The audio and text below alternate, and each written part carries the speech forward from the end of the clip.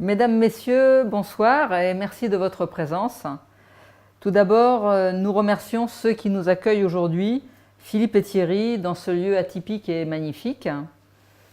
Je souhaite vous donner quelques informations concernant l'artiste qui est exposé aujourd'hui.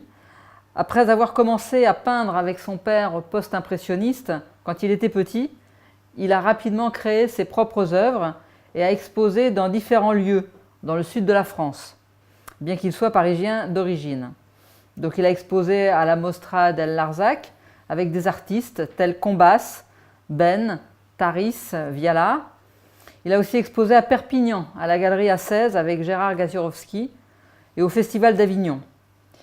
Il a aussi organisé un spectacle sur le lac du golfe de Théoula à Toulouse, pour lequel il a utilisé une logistique impressionnante en faisant installer des pompes hydrauliques qui propulsaient un mur d'eau à 15 mètres de haut sur lequel il projetait ses œuvres en animation laser. Le spectacle, qui se passait la nuit, éclairé par une ligne spécialement installée par EDF, était agrémenté de musique et de la lecture de ses propres poèmes. Il y a quelques années, il a commencé à créer son propre langage artistique, un langage comme un code qu'il appelle alphabet métagraphique. Ce langage métagraphique, c'est la base, son support, en constante évolution et transformation. C'est un langage qui peut se transformer à l'infini, avec à chaque fois une interconnexion, bien sûr avec le lieu, mais aussi une interrelation avec le spectateur, c'est-à-dire celui qui regarde l'œuvre et qui se voit lui-même regardant l'œuvre. Comme vous pouvez le constater, il utilise des techniques différentes et s'appuie sur des matériaux différents. S'en est suivi une série sur Tours et un événement marquant à la Barclays, suivi d'une rencontre humaine et artistique avec Philippe et Thierry. Voilà pourquoi nous sommes ici aujourd'hui. Certains d'entre vous peuvent se demander ce que veut dire art métagraphique. C'est pourquoi je vais maintenant passer la parole à l'artiste, qui saura mieux que personne vous parler de sa démarche, ce qui permettra de donner un éclairage sur son travail. Je vais donc lui passer la parole.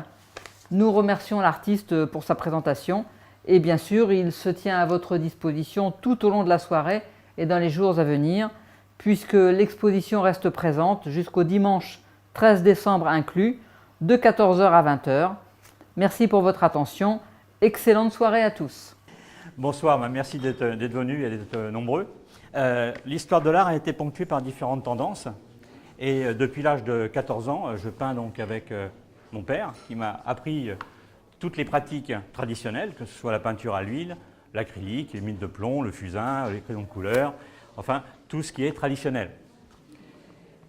Et mon père, donc, après m'avoir enseigné donc, tout cela, j'ai fait des études scientifiques qui m'ont intéressé à la fois au niveau donc, de l'art, ce que ça peut représenter, et au niveau des sciences, les différents langages, donc, que ce soit mathématiques, physique ou avec le surréalisme. C'était mes débuts. C'était très très long à faire, mais j'aimais ça. Ensuite, mais appliqué à la poésie, entre guillemets, poésie visuelle. Donc, ça m'intéressait quelque part. Pourquoi? Parce qu'en fait, ils ne l'ont jamais utilisé, ils ont avorté le terme, ils n'ont pas été acceptés dans les courants donc, littéraires de l'époque avec ce terme. Donc, je me le suis approprié. Je me le suis approprié et en parallèle, lorsque dans l'histoire de l'art, vous feuilletez des revues d'art, vous apercevez souvent qu'on vous montre sur un tableau les perspectives, les zones d'ombre, les personnages, les proportions, et très souvent, on utilise le nombre d'or. Deuxième élément qui m'intéressait, puisque ce nombre d'or, on le retrouve à la fois dans la nature, à la fois dans l'histoire de l'art et dans l'architecture. Donc pour moi, c'est une constante. L'alphabet métagraphique que vous voyez ici part d'un cercle au départ de 93 mm,8 et avec une corde qui est de 19 cm. Ici 19 cm. Donc, vous avez 8 formes. Le cercle, pour aboutir à presque un carré. Pourquoi? Parce que la proportion du nombre d'or ne permet pas d'insérer un carré dans un cercle. Donc, vous avez un presque carré avec deux petits arcs de chaque côté que vous pouvez donc voir ici. vous avez ici 2 petits arcs, vous êtes dans un presque carré. Donc vous avez 8 formes dans le métagraphisme. Ces 8 formes, ça semble comme ça très réducteur, travailler avec 8 formes. Mais en fait, ces 8 formes, si vous faites factoriel 8, vous êtes à 735 possibilités d'images. Exemple de cette sculpture, vous avez 735 sculptures possibles à partir d'une seule sculpture. Alors pourquoi ça? Parce qu'en fait, j'étais très impressionné par Calder, avec ses mobiles, qui avaient des sculptures qui bougeaient constamment dans l'espace. Et là, j'avais envie donc de créer une sculpture qui soit à la fois fixe, démontable, remontable, pas à l'infini, mais 735 sculptures possibles. Donc au niveau de la sculpture, on en est au tout début là, de la métasculpture. Parce qu'en définitive, je vais recevoir des machines imprimantes 3D qui vont permettre donc de ne pas avoir seulement des surfaces lisses, mais de pouvoir intégrer comme les bas-reliefs que l'on retrouve chez les Mayas ou en Asie. Alors, ces 8 formes, que j'appelle donc l'alphabet métagraphique, permettent donc d'écrire des phrases. Ces phrases, quand on les accumule, deviennent des paragraphes, et ces paragraphes, juxtaposés les uns aux autres, deviennent des fresques. Et au niveau des tableaux, c'est exactement le même fonctionnement. On peut avoir, j'ai à peu près en stock une centaine de mètres carrés de collage, puisque dans chaque revue que je reçois, je fais des découpages en fonction de l'alphabet métagraphique. Alors, il y a une chose importante, ce n'est pas la forme uniquement. Comme le disait Élie Faure dans l'esprit des formes, ce n'est pas la forme seulement qui compte, c'est le contenu. L'avantage, ce n'est pas seulement la disposition des formes pour arriver donc à quelque chose de plus important au niveau de la surface, c'est quoi y intégrer dans ces formes, c'est-à-dire créer du sens. Et souvent en peinture, on a des difficultés à représenter sur une toile notre époque. Notre époque, c'est quoi? C'est les réseaux, c'est le partage, c'est les liens, c'est la communication, c'est la distorsion entre les pratiques traditionnelles et les pratiques nouvelles. Internet en est l'exemple, ça a révolutionné le monde actuel. La deuxième révolution qui va apparaître, on n'en est pas trop conscient parce qu'à chaque fois, c'est distillé dans les médias, très petitement, mais la 3D va être aussi importante qu'Internet.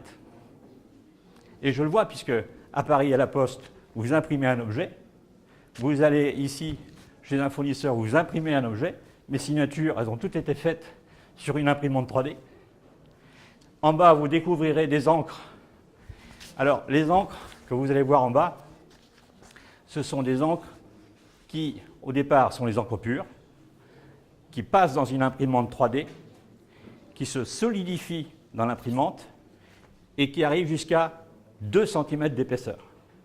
Donc ça, vous avez visuellement une impression d'encre, mais en même temps, vous avez envie de toucher parce que vous avez du relief. C'est plus solide que du métal. Et d'ailleurs, la filiale, qui est filiale de Canon International, va réaliser, on est dans une société test en définitive, au niveau de mon fournisseur, revêtement de sol et mur, au niveau donc des encres solidifiées. Alors l'inox, le zinc, le dibond, ce qu'on appelle donc des feuilles d'aluminium en sandwich sur de la résine, ou si on prend du plexiglas ou du PVC, on s'aperçoit qu'il y a un effet miroir. Pourquoi je travaille l'effet miroir? L'effet miroir, en définitive, c'est notre société. C'est les selfies, c'est les réseaux sociaux, c'est la photo, c'est l'image de soi. Mais c'est aussi, comme on peut le voir en bas, le décor, la nature, et le décor de l'intérieur de la personne qui se reflète dans le miroir qui est juxtaposé à la photo naturelle que j'ai montrée. C'est-à-dire qu'il y a constamment un aller-retour entre l'extérieur et l'œuvre plastique. Et pour en revenir au méta-art, Bruno Trentini nous explique, et je vous ai mis un texte à l'entrée qui n'est pas de Bruno Trentini, qui est de moi, mais qui est fortement inspiré des lectures de Bruno Trentini, c'est qu'en définitive, vous avez un tableau de Dürer, par exemple, où vous avez un peintre qui est de dos, qui a un modèle devant lui, vous avez un miroir au fond en perspective, et vous voyez le visage du peintre qui regarde le modèle. Donc vous avez une interaction en définitive entre 3 personnes plus le spectateur. Donc il y a vraiment un partage là entre l'exécutant, l'acteur et le spectateur. Donc c'est ce que je voulais faire ici.